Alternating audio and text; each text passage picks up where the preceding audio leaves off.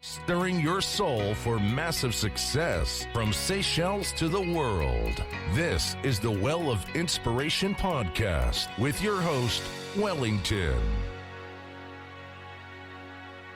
It's a beautiful day and welcome to episode number 8 of the Well of Inspiration podcast. My name is Wellington and I would like to thank you for taking your time to listen to this podcast. We are coming to you from the beautiful islands of Seychelles, the number one holiday destination in the world. If you haven't been to this place, I always have a standing invitation for you to make this your next holiday destination. I will tell you a little bit more about the islands in a little while, but let me begin by reminding you that with this podcast, my commitment to you is to introduce you to information, ideas, and strategies that can help you and challenge you to think about your life a little bit deeper and to do the things that help you to take your life, your careers, your businesses, your finances, and even your relationships to the next level of success. Now today I'd like us to go into the jungle and discover the way of life of the king, the lion. Lions are said to be the kings of the jungle. They are a symbol of strength, of power and ferocity. Lions are among some of the strongest animals in the world and no one dares to confront or challenge them. They are called the kings because they have a touch of royalty in everything that they do, and this is what I believe. A lion always has a bold attitude and lives like a true ruler, a king. And interestingly, when we observe their lives, we can learn so much about life and leadership. That is why today I would like us to enter into this world of the lion and uncover some interesting information about the way lions conduct themselves in the jungle. And from their traits, we can learn a few things that we can apply to our own lives in order for us to also live like royalty. And the first thing I want us to consider is the attitude of the lion. You see, when a lion sees an elephant, it doesn't see an enemy. It doesn't bother itself about the ferocity or the size of the elephant. What it sees is actually lunch, not a threat. When a lion is hungry, he goes hunting. His attitude is not an attitude of doubt or fear. He is confident and determined and will pounce no matter how big the prey may be. Now, lions, they have so much power. They can pull down an elephant. They can knock down a buffalo. Every day when they wake up in the morning, they know that they will need to bring their A game to the day. Otherwise, they will be victims and they may lose their pride, lose their kingdom. That's why lions operate from a very positive attitude, an attitude of commitment to whatever they're doing, and they operate with grace and wisdom. Such is the attitude of the lion. But lions are also very bold creatures. When a lion roars, everybody pays attention because the roar of a lion is so bold and convincing that it can be heard from a distance. Boldness, my friends, does not mean that you're always aggressive, but it means that everything you do or say should be of such a high standard that it is remarkable. It carries with it so much power that it captures everybody's attention.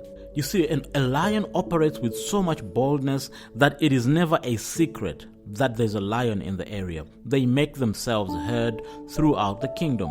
That is why I encourage you guys to be expressive in whatever you do. Expressive in your talents and your abilities, in your goals, your dreams, and your aspirations. If your talent is writing, express yourself through it. If it is singing, express yourself. If it is speaking, entertaining, teaching, express yourself through your gift. Because remember, lions are not shy. So be bold on your gift and be bold on your passion. Lions also don't hang around with dogs. This is quite interesting. Lions by nature are very social animals. They live in groups. These groups are called prides, and they don't hang around with other creatures who are not lions. You could never see a lion hanging out with a buffalo unless it is tracking the buffalo as its prey. You know what, my friends? You cannot sustain a positive attitude if you hang around negative people all the time. You can't move out of your income bracket if you hang around the people who are content with where they are financially. It will be much harder for you to be successful if you hang around negative people or small-minded people, so to speak. Seek the company of lions. Choose your company very carefully. Keep a company that has the same kind of hunger, the same kind of drive and passion, so that you may take your life from where it is right now to the next level of success. One interesting thing about lions is that they are very careful to mentor the next generation of kings. Think about this carefully. The next time you go on a safari or you watch a National Geographic documentary about lions, I want you to notice something that is very, very special. When lions and lionesses go hunting, they bring their cubs and they let them watch how the lions strategically catch and eat their prey. What they are doing is they are preparing the next generation of the kingdom. Every leader should love mentoring other people, preparing the next generation of leaders. As the late Dr. Miles Monroe once said, great leaders do not seek power, but they seek to empower. We are responsible, my friends, for getting the next generation ready for the opportunities and the challenges that are coming ahead of them. That is why we should all take responsibility for preparing the next generation for success. That is the way of the lion. And now we're going to talk a little bit more about the lions after we catch up a little bit on the Seychelles. As per my promise, I always shed a bit more light on this beautiful island, which is indeed an amazing holiday destination. Seychelles is an island nation, as you may know, but where it is positioned in the world, it is a good strategic location for investment into Africa or investment into any other part of the world, because it is in a very central place which connects Africa, Asia, and the Middle East. Seychelles is an independent member of the British Commonwealth of countries, which makes it accessible to many other countries within the Commonwealth. And one important thing about Seychelles is that the country has amazingly stable political, economic, and social environment. The legal system in the country is based on English common law and also the French Civil Code, which makes it a blend of legal systems that enables you to do business from wherever you're coming from. To those of you who are interested in the tax systems for the country, I must advise you that foreign sourced income is not taxed in the Seychelles, and there's no capital gains, gift, or property or estate taxes. So that makes it very attractive for those people who are into wealth management and who want to set up their businesses to access international markets using different offshore structures and things like that. It is a wonderfully secure investment location, and it is highly flexible, it's cost effective, and it's got a financial services system which is open to doing business internationally.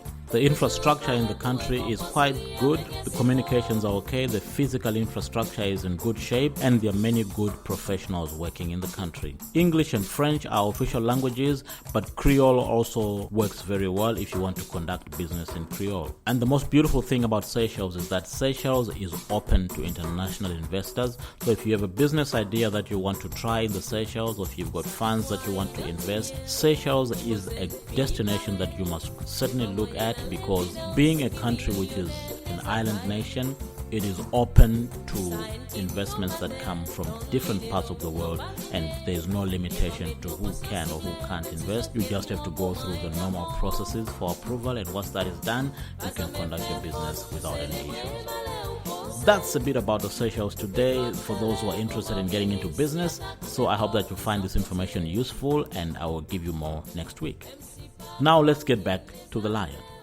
I found it quite interesting that lions, when they go hunting, their chance of success is somewhere around 17 to 20%. That is absolutely amazing, because I always thought that when a lion goes to hunt, it is at least 50% chance of success, but it is much less than that. What that says is that being the king of the jungle does not mean that a lion never fails. The life of lions is actually full of obstacles and problems. And when they go hunting, there is very little room for error, because any mistake that they make, they can either lose their life or they can lose their pride. Their family can be easily gone. Hunting is not easy after all. But what's interesting is that whenever a lion fails in a hunt, it does not wallow or become depressed and lose hope. Instead, a lion changes its approach. It looks for opportunities to make the next hunt a little bit better. Sometimes it brings in reinforcements, which is why you find that when the lioness goes hunting and something goes wrong, the next time they go hunting, Daddy Lion will be in the midst, because they bring in all the necessary reinforcements to ensure that their next hunt is successful. Otherwise, they will die from hunger. I don't know what you're going through right now. You may be experiencing some failures, my friend. You may be trying things in your life that don't seem to be working out the way that you want them to work out. But take a lesson from the lions. Through trials and tribulations, through failures and mistakes, they don't give up. They don't get depressed. They readjust, they remodel, and they go back and try again. Lions also know about teamwork. There's a saying that goes something like this: do not build fortresses to protect yourself, because isolation is dangerous. Many people believe that life is a road that must be traveled alone. And those in positions of leadership might believe that leadership is a burden that cannot be shared with other people.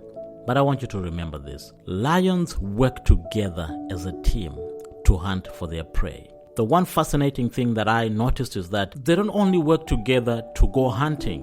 When the lioness goes hunting, there are other female lions that stay with the pride to look after the cubs left by the lioness that has gone hunting.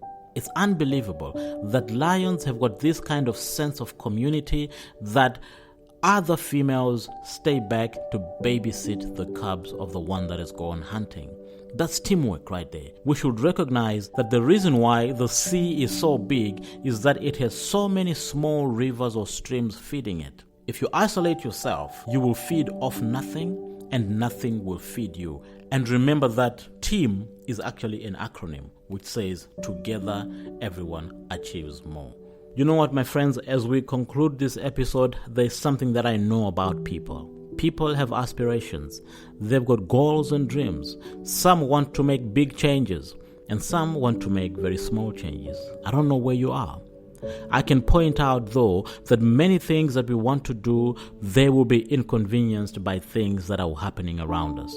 They may slow us down, and our quest for success might be challenged from time to time. But let me remind you that it is your responsibility to become what you want to be. I hope that you apply the lessons from the lions today and build a positive attitude, be bold, work with like-minded people, and learn from failure. And remember, teamwork means together everyone wins. That is the way of the lion. I hope that this podcast has been valuable to you. My intention, as always, is to serve you, to give you information, to give you value, to encourage you, inspire you, and challenge you to think deeply about the things that matter in your life. Please feel free to share this podcast with as many people as you can within your network, and please do subscribe to the podcast, because every week I will be bringing you a new episode, and I promise to give you only the best information to help you live your best life.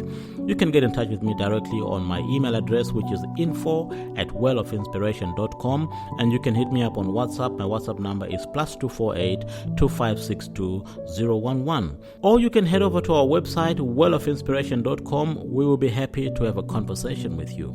Thank you so much for listening in today. This has been episode number 8. God bless you, and catch you next week.